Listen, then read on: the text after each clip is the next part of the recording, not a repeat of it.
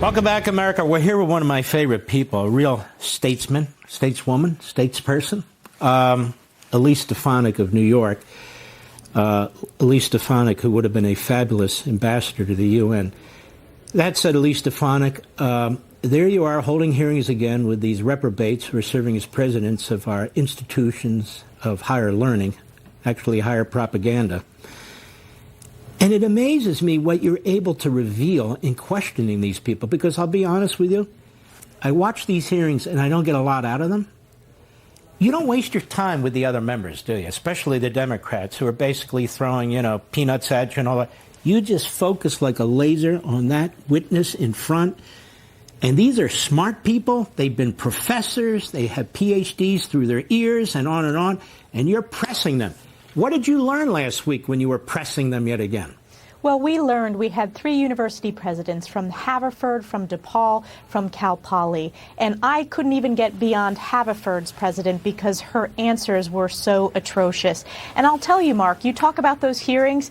I actually didn't prepare the questions that I asked, but her answers were so abysmal that I just did follow-up after follow-up. So in the case of Haverford, there have been, like on many of these colleges and universities across the country, a skyrocketing of anti-Semitism on campus. And my focus was on their lack of disciplinary action. And again, she withered under the direct question, has any disciplinary action been taken against the anti-Semitic professors, against the pro-Hamas agitators that are harassing Jewish students?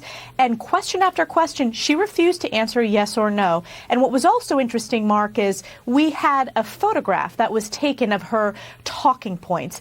And the talking points weren't zero tolerance for anti-Semitism, here's the disciplinary action. The talking points were so embarrassing that she worked on. It was a placard that said, think, look at placemat, show feeling, emotion. It's absurd. It's laughable that that's what these university presidents are relying on. We need strength and leadership, just like President Trump is showing in the Oval Office.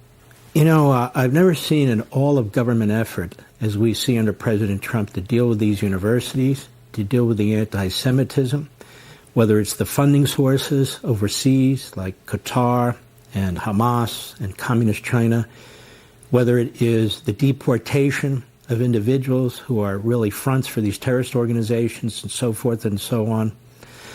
And yet you have people in Congress, the opposite party, who keep calling him Hitler and who keep suggesting that he's a bigot. What do you make of them? Well, I tend to find that what Democrats accuse others are, and I would not use that rhetoric because it's so absurd, but they have refused to tackle this issue themselves. Not that long ago, we had Joe Biden as president of the United States, regardless of who was using the auto pen or not. We saw a fundamental lack of leadership from the Oval Office in holding these universities accountable. Talk about a shift. With President Trump in office, we are working hand in glove in ensuring these universities don't feel entitled to U.S. taxpayer dollars because they're not, Mark. If they are not protecting the civil rights of Jewish students on campus, they're not entitled to those dollars. In addition, we are increasing the accountability for foreign dollars flowing into U.S. universities. And you nailed it on the head. There are foreign dollars who are propping up these pro-Hamas agitators and encampments. There are foreign dollars flowing in from communist China that are funding Confucius Institutes. We are taking action after action to hold them accountable. But make no mistake, the earthquake hearing that happened with Harvard, MIT, and Penn presidents, 2 of which are now former presidents, that set off an earthquake. And I will tell you, this did not just happen in the last 2 years. This is decades of intellectual and academic decay in our once great higher ed institutions. We need to get back to academic excellence rather than training this next generation of far-left radical agitators. We need to focus on engineering, math, science, the classics, and instead they are training not the next generation of leaders, but the next generation of Marxists. We'll be right back.